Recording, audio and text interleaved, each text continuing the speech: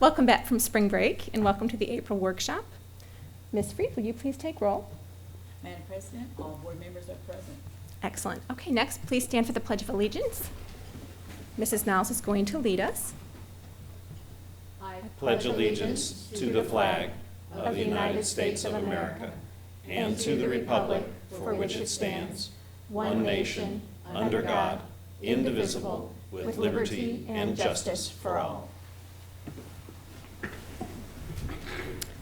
Thank you. Next on the agenda is our consent. May I have a motion to approve consent? So moved. Second? Second. Any discussion? All in favor? Aye. Now, at this time, I'm going to suspend our regular board meeting and open a public hearing to allow for the input regarding the proposed additional appropriation for the 2013 Rainy Day Fund and the discretionary referendum fund. So on March 25th, Mr. McMichael presented the proposed additional appropriation on the 2013 Rainy Day Fund and the discretionary referendum fund, and he asked the board to authorize the administration to advertise for a public hearing. So with that, Mr. McMichael, why don't you proceed? Thank you. We have a proposal for additional appropriation in two funds, as you had mentioned. The Rainy Day Fund, which is primarily needed to offset some losses that we've experienced in our capital fund. And the second appropriation is for the discretionary referendum fund. That's really just closing out our old referendum that expired last year. And so in both cases, the district already has cash in hand for these appropriations, so this has no impact to our taxpayers. The appropriation process is necessary in order to give us authorization to actually spend the money. Mm-hmm. Okay. And so that's the entire purpose of it. Thank you very much. And with that, we will allow members of the public to offer input regarding this. We'll keep the mics open for 1 minute. So we'll begin now. If you have something to share, please do. I have my glasses on. Welcome.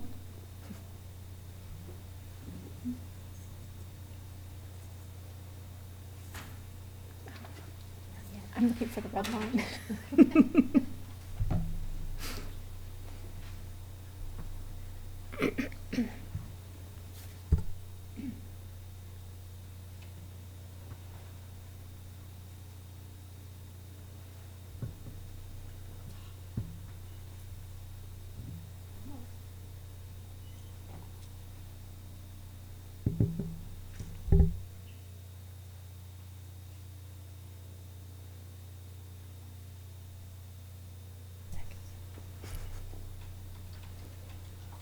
Okay. Seeing that there are no comments, I will go ahead and close the hearing at this time. And we will reconvene our workshop meeting. And with that, it is now time to get a motion to adopt the resolution of the additional appropriation on the 2013 Rainy Day Fund and the discretionary referendum fund. May I have a motion, please? So moved. Second? Second. Any discussion? All in favor? Aye. Next on the agenda is an action item, the appointment of the cable television representative.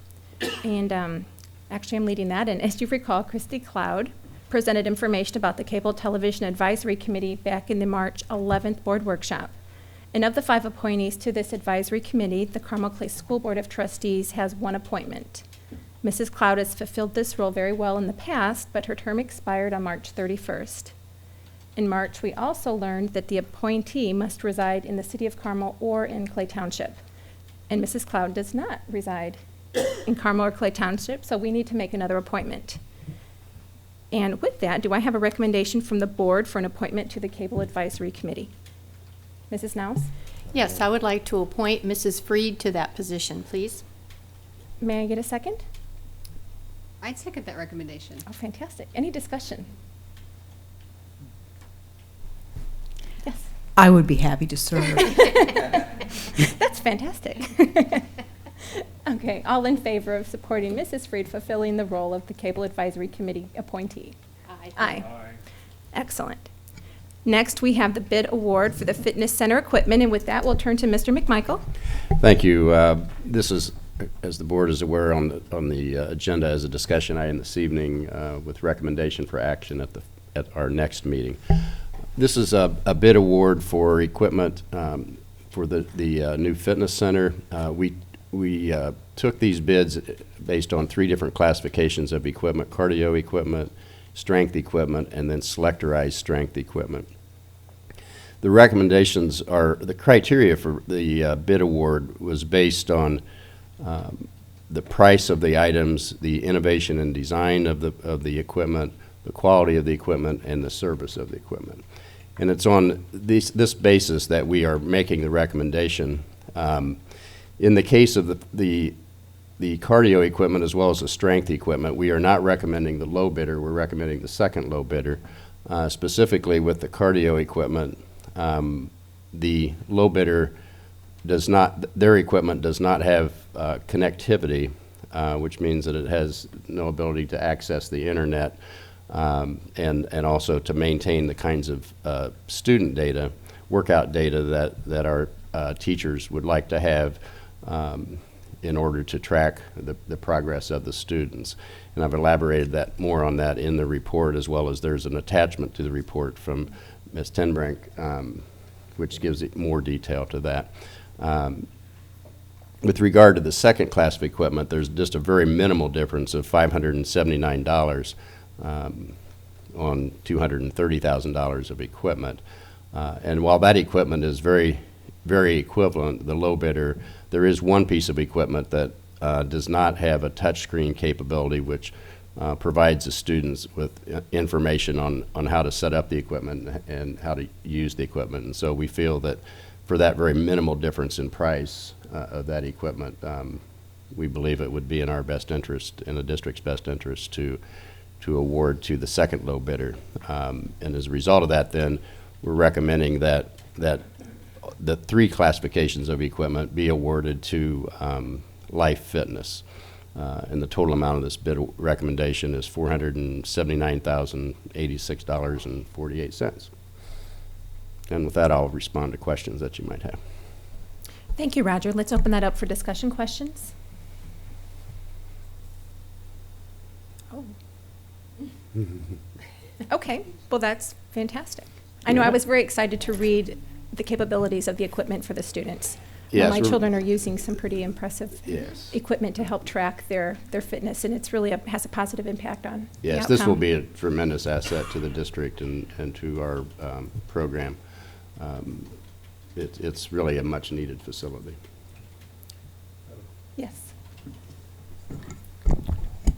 Roger, as we discussed before, I believe that this action would be fully compliant with state regulations governing procurement.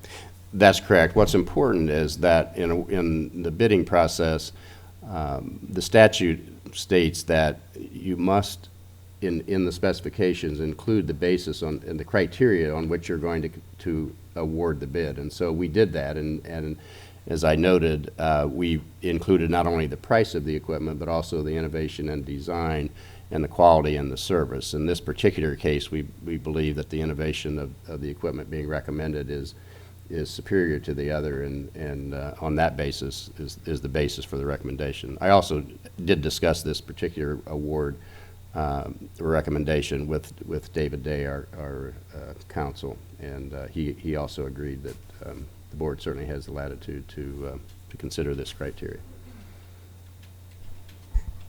Any other questions or discussion? Well, fantastic. We look forward to bringing it back at our next meeting. And moving on to Community Relations Coordinator, and with that, we have Dr. Swenson. Thank you, Madam President, members of the board.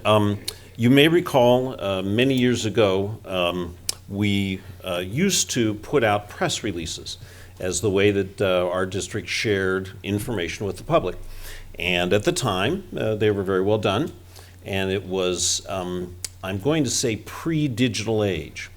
And that's not to say that we don't have paper newspapers still, but it was well before the internet, well before tweets and Twitters, and well before the electronic age has placed information really at everyone's fingertips virtually instantaneously. Well, from those days when we simply put out press releases to now, we have had the very fortunate opportunity to establish, with the board's good support, a community relations coordinator. And we have seen the original task for the community relations coordinator, which again was a little bit pre-digital, certainly pre-Twitter, not pre-email, but kind of in that middle zone. And we envisioned that a community relations coordinator would certainly have a lot to do, but I don't think that even those of us who knew, and that's everyone here at the dais, that this would be a very important position for the district. How important telling our story, that is to say the story of Carmel Clay Schools, would be. And in fact, the community relations coordinator position has grown to accommodate and involve a vast array of tasks, a multitude of connections, and a network that really does in fact serve us well, because our story is A, very complex and very positive, and B, is our story, and we ought to tell it, and we ought to tell it well. With that in mind, I bring before you for discussion this very important point. The Community Relations Coordinator position has grown both in its complexity and in its impact. And I believe that as a result, this position has become, over the years, it was not originally, but it has become over the years, a salaried position. In fact, it's a position that we originally thought was 40 hours a week. I mean, 41, 42, I mean, that kind of thing. I would hazard a guess as an outside observer that it's a 24/7 position at this juncture, and that it requires a great deal of finesse, sophistication, leadership, and intelligence.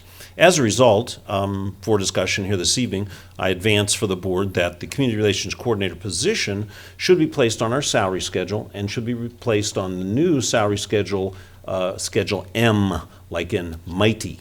So with that in mind, I certainly would entertain any questions that you may have. Mr. Phillips.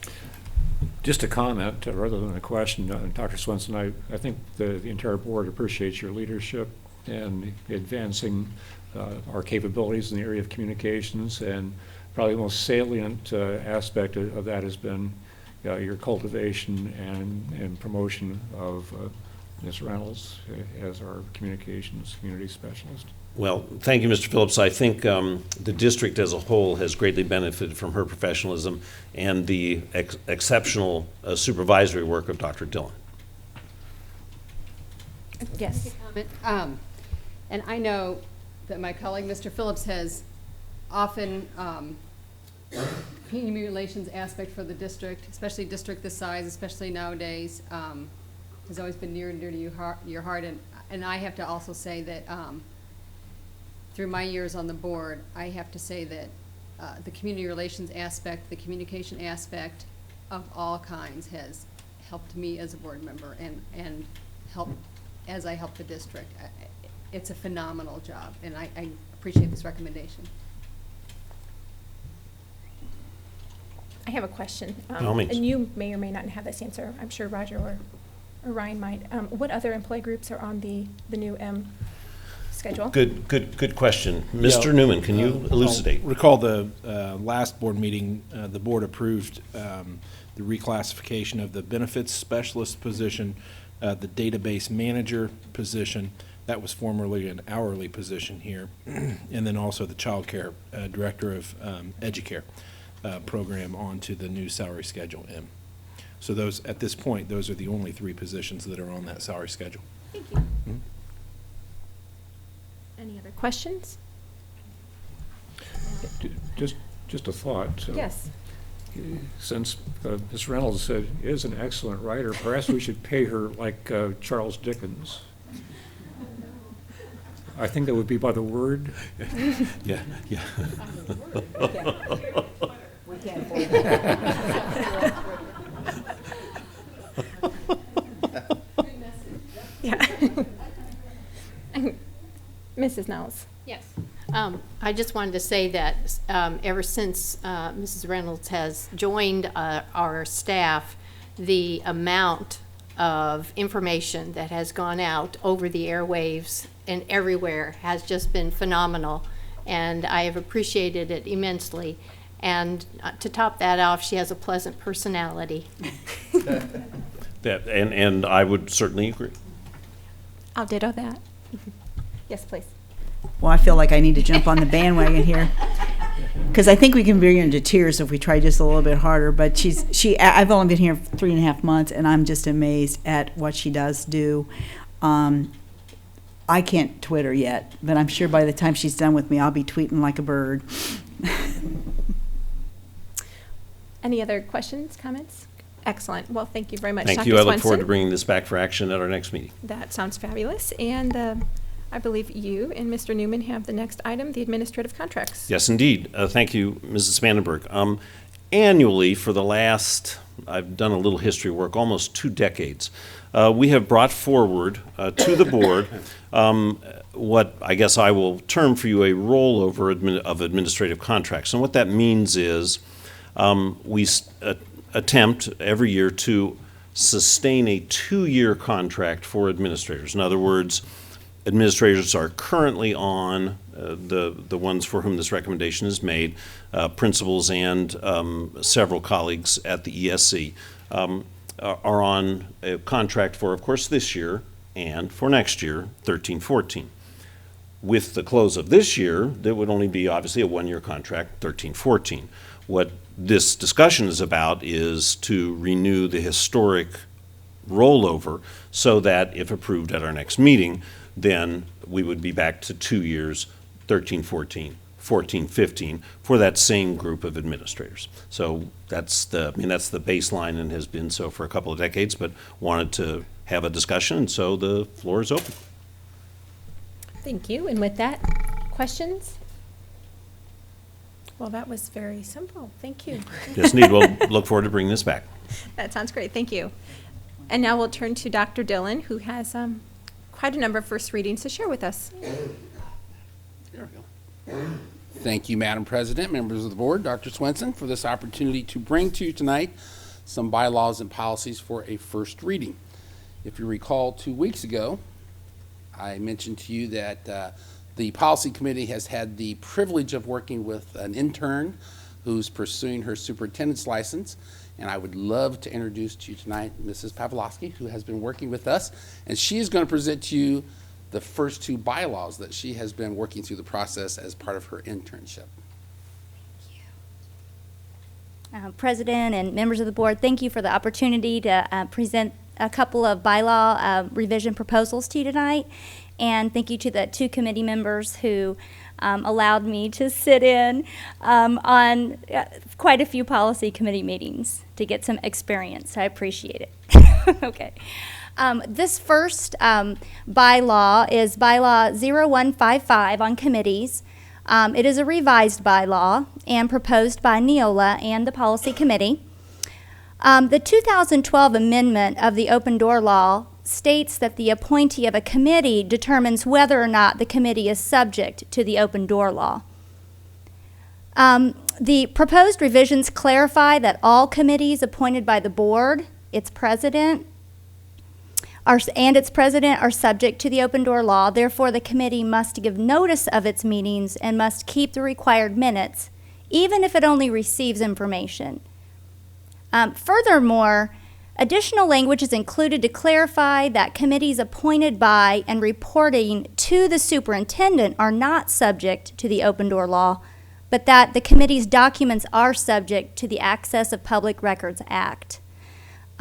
Just to clarify the legal duties of committees, we are recommending this bylaw proposal that states that the Carmel Clay Schools will abide by current state law on the subject of committees.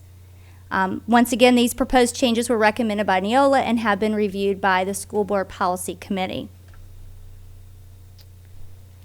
Thank you very much. And with that, do we have any questions or comments? Yes. Would this cover a redistricting committees? Redistricting committees, yes. How about material adoption committees? That would be no. Thank you, Dr. Those would be Dillon. superintendent appointed? Yes. Okay. Mhm. Yes, Mr. Phillips. Thank you, Mrs. Spannenberg. I note that there's a sentence which is not a part of the new material, but actually is a carryover from the old version, which says that committees shall consist of no more than 2 board members. That sounds like something that would be important if you're trying to adhere to the open door law. I guess I'm just wondering out loud if that provision should be updated to say that committees that are appointed by the superintendent shall consist of no more than 2 board members, because if the committee is appointed by the board president or by the board, then automatically that committee is already subject to the open door law, so there would be no particular reason. Yeah, there would be. Explain. I'm sorry, because you'd have to notice the meeting because you have more than 2 board members there. And so you'd have to have a 48-hour public meeting notice that the meeting was taking place if you have more than 2. If you have 2, then it's not a quorum. Don't they have to file an annual? I think I understand. No, I guess I don't. If there's a committee that's appointed by the board president or by the board, it's subject to the open door law. And a part of that would entail giving notice of the meeting. Isn't that true? It says it can have to. It's not really a material point, it's really a point of curiosity. Okay.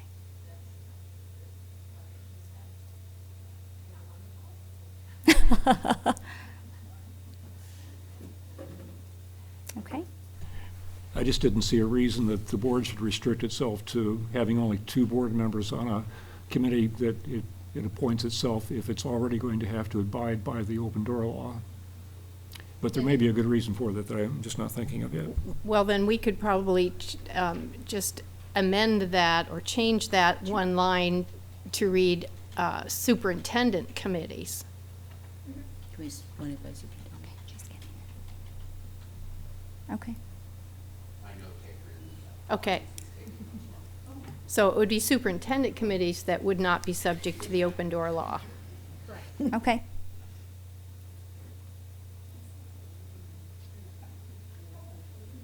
Any other questions or comments with regards to this bylaw? Okay. Moving right along. We'll go to bylaw 0167.2, executive session. Okay, and bylaw 0167.2 is a revised bylaw, and once again proposed by Neola and the Policy Committee. The signing of Public Law 24, 2012 by the governor in July 2012 now makes school consolidation a permissible topic for an executive session. The current Carmel Clay Schools Bylaw 0167.2 does not list this as a purpose for an executive session. In addition, there were a couple other purposes pertinent to holding executive sessions that were also not currently reflected in the CCS bylaw, one regarding the subject of school safety, and the other regarding the appointment of a public official. And I also believe that there was one I forgot to write up here regarding the training of board members. In order to give the board all of the provisions provided under this law, we are recommending this bylaw revision explaining that Carmel Clay Schools will abide by the current provisions in state law regarding the holding of executive sessions. These proposed changes were recommended by Neola and have been reviewed by the School Board Policy Committee. Thank you, Mrs. Pawlowski. Questions and comments? Mrs. Nels? I was Ms. just Cathy. asking Mrs. Nouse. Yes. Security systems, that's different than. Okay, well, down here in the Article B of the of the proposal. Mm-hmm. It says discussion of strategy with respect to collective bargaining, initiation, blah, blah, blah. And then it says implementation of security systems. And then it also in line C says for discussion and assessment, design, and/or implementation of school safety and security measure plans and systems. Is that redundant or is that necessary in both? What do we think? Does appear to be redundant, and Mhm. we'll do a little research on Yeah. that. Mhm. At Look the into it. policy committee meeting next week, we'll Yep. look into that. Thank you.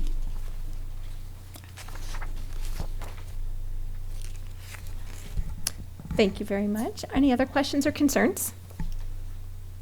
Excellent. Okay, moving on to policy 2260. Is that Mr. Dillon? Dr. Dillon? Thank you, I'd be Mrs. happy to Pawlowski. stay seated if you would like. No, okay. Sorry. Thank you so much. I just would like to advise the board not to get used to that, because you get me most of the time. Policy 2260, non-discrimination and access to equal educational opportunity. This is a revised policy for Carmel Clay Schools. It was proposed to us first by Neola. It has been reviewed and revised by the policy committee. This policy was revised to include language regarding sexual orientation and transgender identity. Applicable case law is swiftly moving in the direction of protecting the categories of sexual orientation and transgender identity on an equal basis with other protected classes identified in the policy. The U.S. Department of Education is particularly concerned with this issue and how students may be subjected to bullying based upon their sexual orientation or transgender identity. This issue was addressed in a 2009 letter from the U.S. Department of Education. This revision reflects the current state of the law and should be adopted by us for accurate policies. This proposed revision has been reviewed by the policy committee. And if you will remember, recently we did add these same categories to a couple of our employee policies. Thank you, Dr. Dillon. Yes, Mr. Phillips. Thank you, Mrs. Spannenberg. Dr. Dillon, I'm seeing something a little different in the first sentence of the policy than what I'm seeing in the cover sheet, where in the cover sheet it talks about sexual orientation and transgender identity, as you just said. In the first sentence, which critically defines the protected class phrase, I'm not seeing that additional phrase about transgender identity. Do you feel that that should be added, sir? You are correct. I don't see that either. And once again, we'll do a little research on that, Mr. Phillips. And our Thank you. policy committee will Greg? delve into that on Thursday. Right, Greg, we will double check on that, but I believe what we had learned previously from council is that sex is also considered sexual identity and transgender. Sexual orientation is not, so that does need to be separate. But sex is all inclusive of those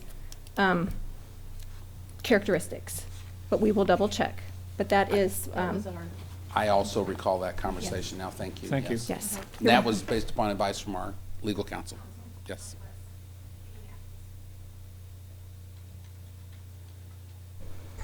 Other questions? Okay, excellent. Well, moving on to 4162, please. Thank you very much. Policy 4162, drug and alcohol testing of CDL license holders. This is a revised policy for Carmel Clay Schools proposed to us by Neola. It's been reviewed and revised by Mr. Farron, our Director of Transportation and Facilities, and the Policy Committee. The revisions to this policy address the issues raised in the Indiana State Police bus inspections. Federal guidance on this law notes that the employer is responsible for ensuring that each driver signs a statement certifying that he or she has received a copy of the materials indicated in Section 382.601 of the federal law.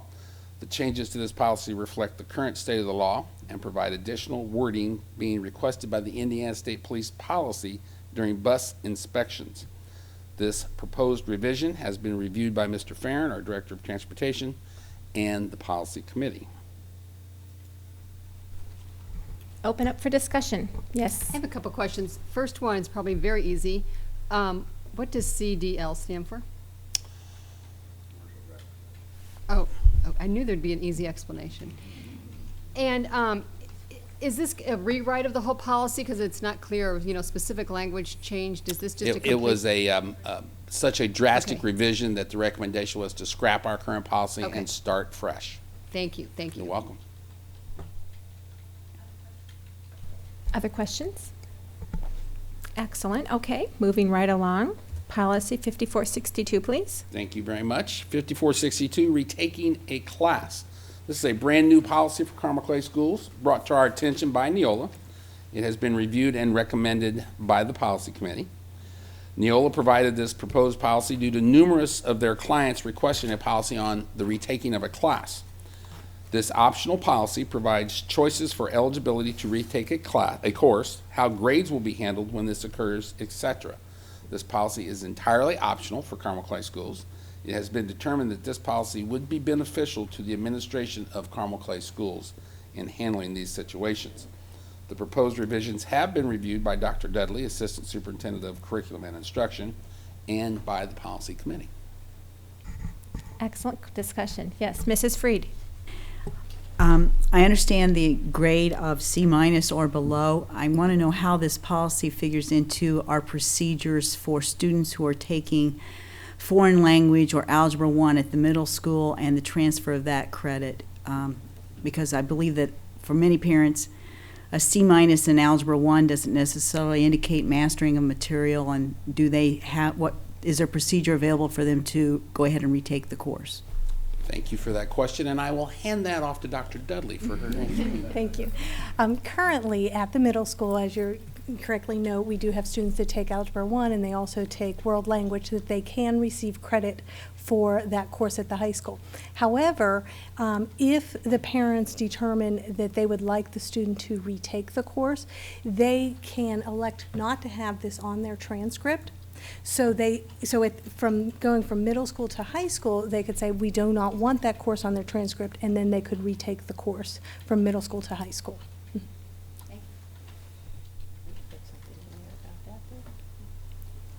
Do you feel like the policy requires any additional explanation, or because, well, I'll leave it at that. Not necessarily, because it's that working on the transcript, the courses that they take, they can elect to have them on the transcript or not to have them on the transcript. So if they wanted to retake it, they would just elect to have them not on the transcript. So I don't think the policy, as far as the retaking of the class in the high school, would affect that. It's two different things. Correct, correct.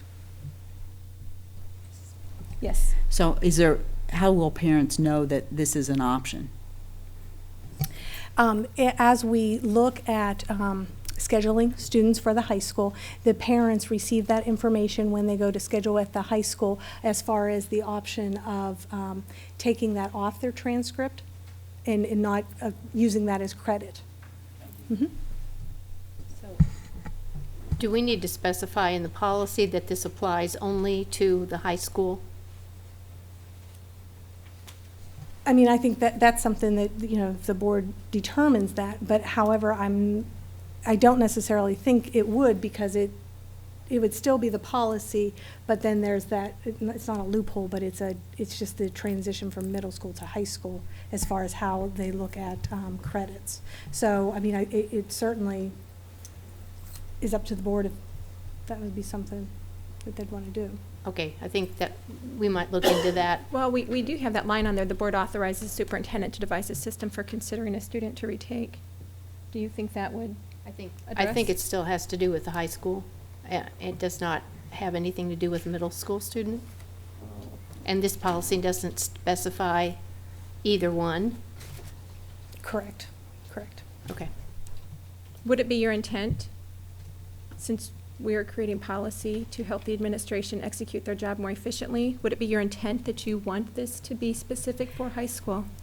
This policy that is before you has been the practice at the high school, and it has been in their program of studies as far as the practice that they have done. So it really is more of a high school, as we're looking at the transcript, we're looking at the courses elected for the transcript, so it really is a high school piece. Okay, well, thank you. And we could easily make an amendment for, yeah. Thank you very much. Thank you for that discussion. Any other questions or discussion with regards to this policy?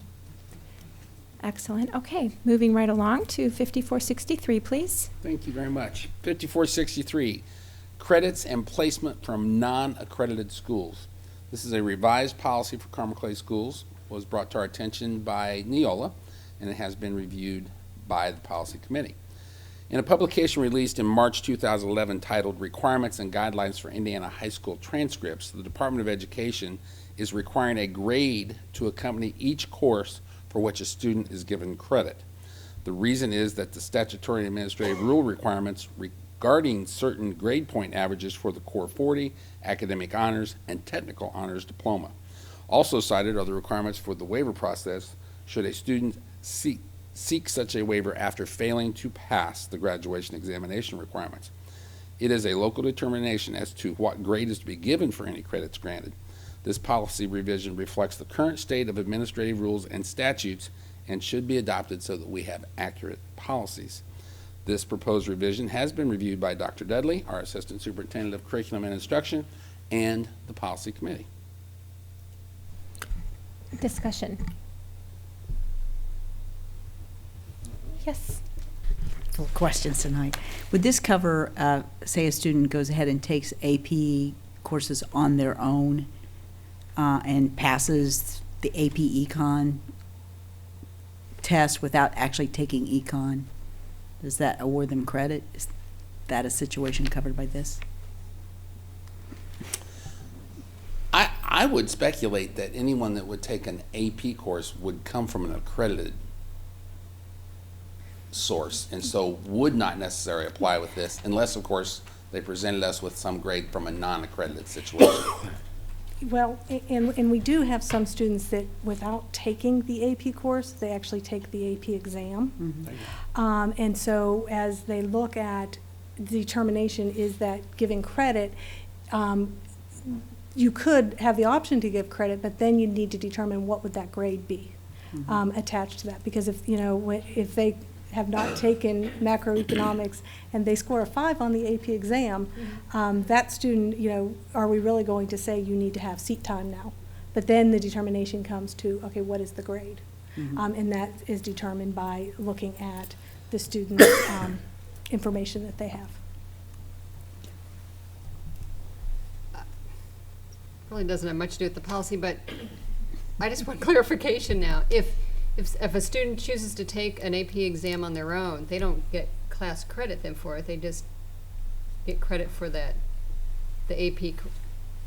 As it transfers to college, they get that credit, correct? Possibly, but they could possibly get credit on their transcript.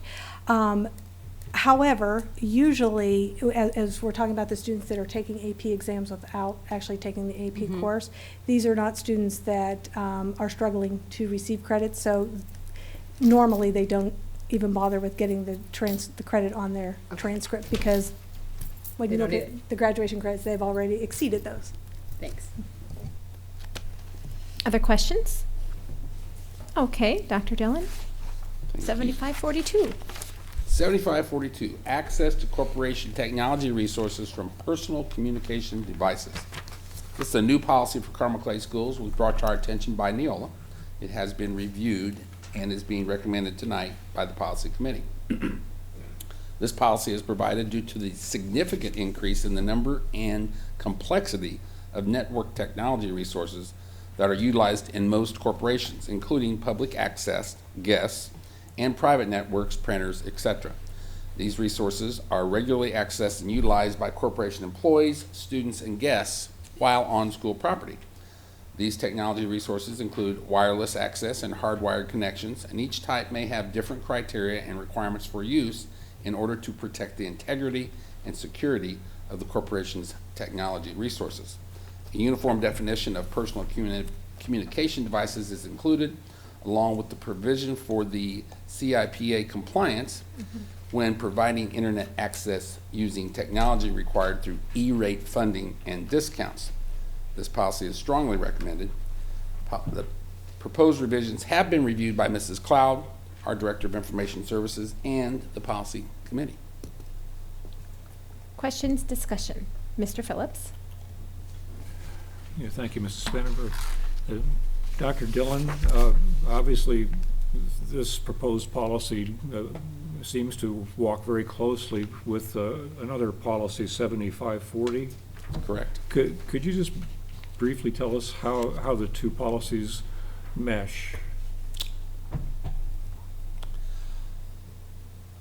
Not at this moment. I would have to do a little research on that to compare the two, Mr. Phillips, but you are right, they do complement each other. They do? Okay. This is more of a policy to help us with the vast array of devices that enter our school on a regular basis. I've listened to Mrs. Cloud share some information with our cabinet about the number of personal devices that access our internet during the day, and it's overwhelming the number of devices that access our internet.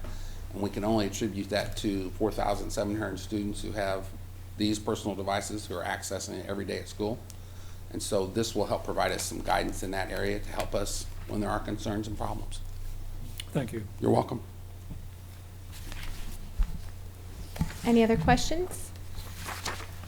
Okay, with regards to the follow-up on that particular question, do you want to provide that to us in an email, or? We can absolutely do that. I'll ask Mrs. Cloud for her expertise in that because that's her area. That sounds And great. we will send you an email with some summary on that. Thank you very much. You're welcome. Any other questions on policy 7542 or any of the others that we discussed this evening?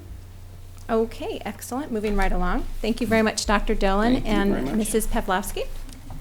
And moving to our workshop topic, Dr. Dudley. Great, thank you.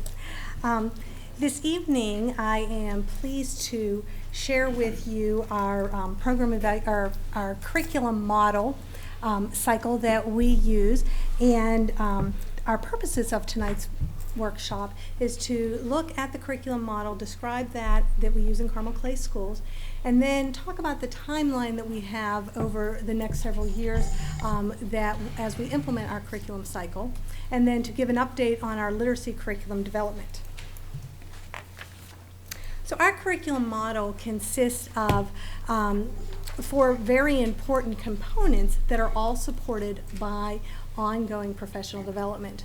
And those components include program evaluation, curriculum development, material selection, and then, of course, curriculum implementation. As you can see, this is a cycle that we go through, and it's that continuous improvement cycle that we use. And this is really, this curriculum model is the bedrock of the work that we do in CIA. What it does is this process really helps us to make sure that we have a rigorous, well-aligned, articulated K-12 curriculum in all of our different areas that our students are instructed in. And it also helps us to make sure that we have that guaranteed viable curriculum and instruction based on students' needs at all of our schools. So our students are guaranteed that same curriculum and instruction at Clay Middle School as they are at Carmel Middle School. It doesn't matter what school they're at, they're still guaranteed that very rigorous, high level of instruction with that curriculum behind that. As you may or may not recall, at our last advanced ed visit, our last external visit from our QAR team, one of the commendations that we received from advanced ed was on our curriculum model. And they talked about that the systematic process provides a research basis for instructional designs regarding the district priorities and actions. And they gave us a commendation on this whole cycle because they feel, as we do too, this is very important to make sure that we are aligning our priorities and we are providing the very best instruction for all of our students. So the first step in our process is the program evaluation. And the program evaluation is a process of determining the value and the effectiveness of a program of study and guide the plan in order to guide the planning and the decision making. And this program evaluation is conducted by a broad-based committee comprised of parents, teachers, students, community members, as well as administrators, led by our CIA team. And as we talk about this cycle, and I'll share at the end of my presentation, this is a cycle that we go through about every 6 years. But this is the first step in that cycle, that program evaluation. And that process, as I said, it's that continuous improvement cycle. So the steps in the process are reviewing the research, looking at the standards and the requirements, formulating critical questions to guide the evaluation process, design data collection processes and collect data pertinent to the evaluation of the program that's being studied, analyze the data to identify the strengths, concerns, and trends, and then formulate recommendations of short-term and long-term program improvements for the program that's being studied.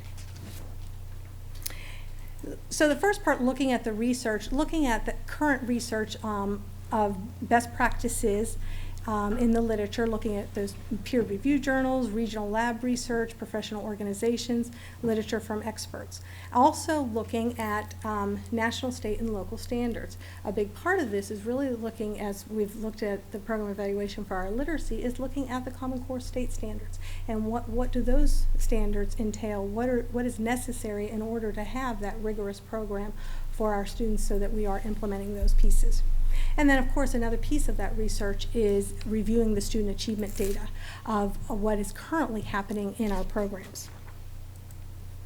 The next step is formulating those questions. And we want to make sure that we are formulating questions of inquiry that relate to the status and the effectiveness of the needs of the program.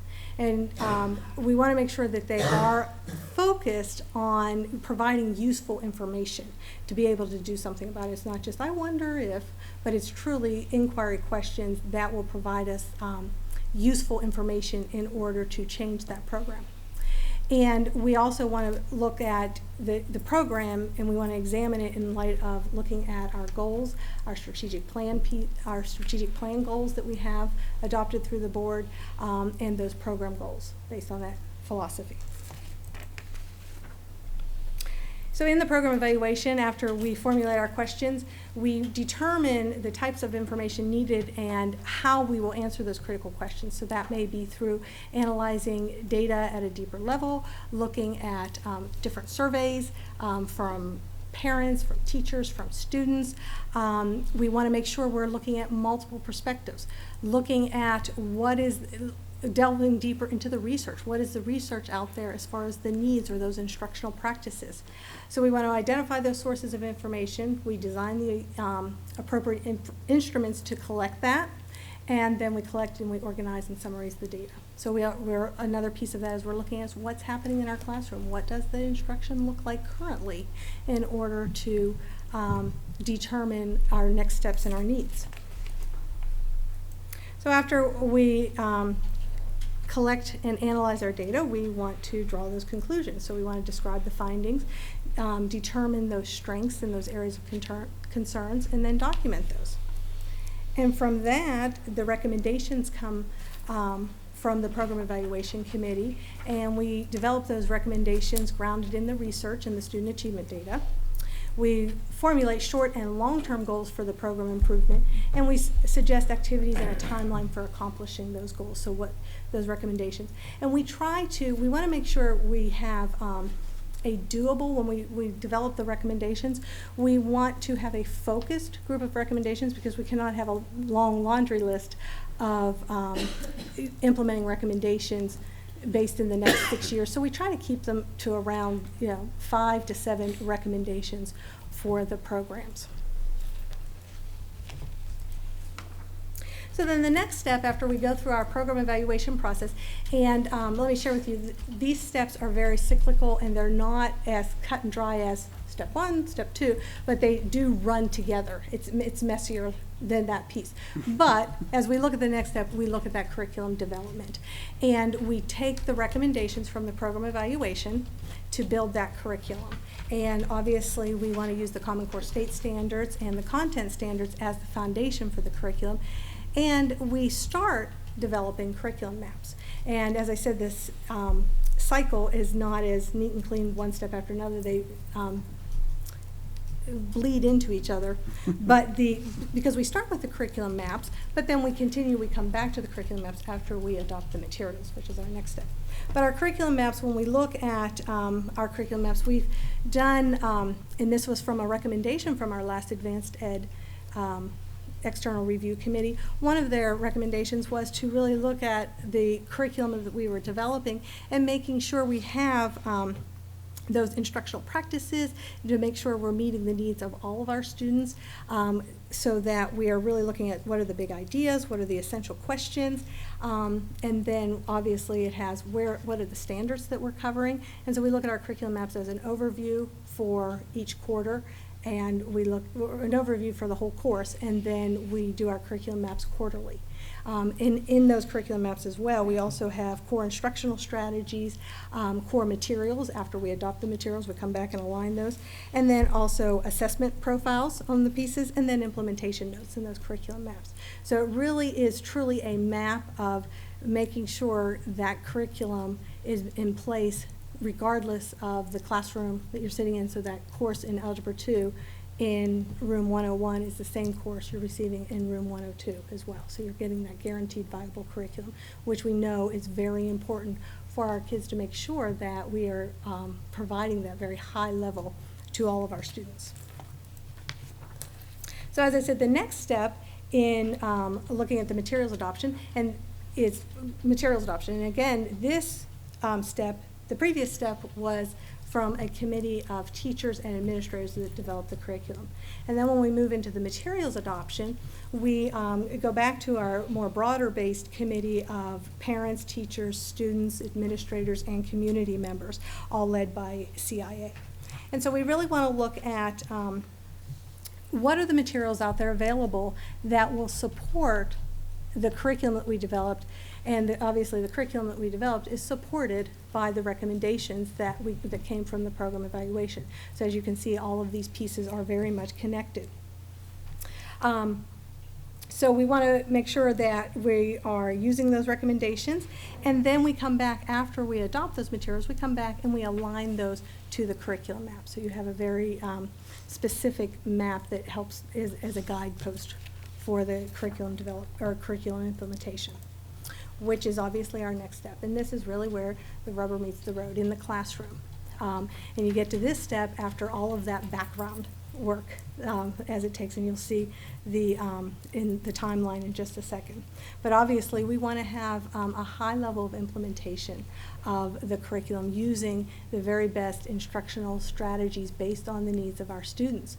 And so in order to do that, we need to make sure that this implementation is supported by that job-embedded, differentiated professional development.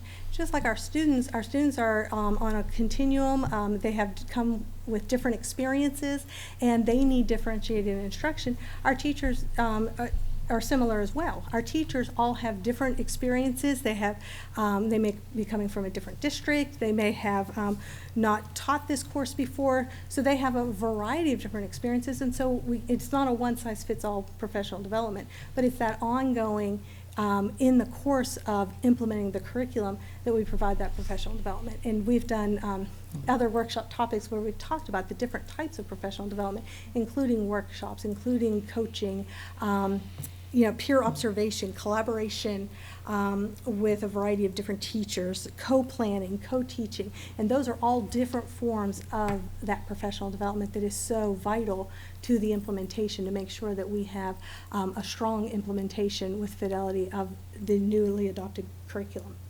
And going back to our last Advanced Ed visit again with the External Review Committee, this was another commendation that Advanced Ed did give us. They commended us for the continuous learning. That continuous learning is expected and valued for all staff members of the district, and this expectation clearly supports the ongoing improvement of teaching and learning, as well as the capabilities of the district to sustain continuous improvement. So this was another commendation that as they looked at that continuous improvement cycle, which was a really good thing that we're doing in Carmel Clay schools.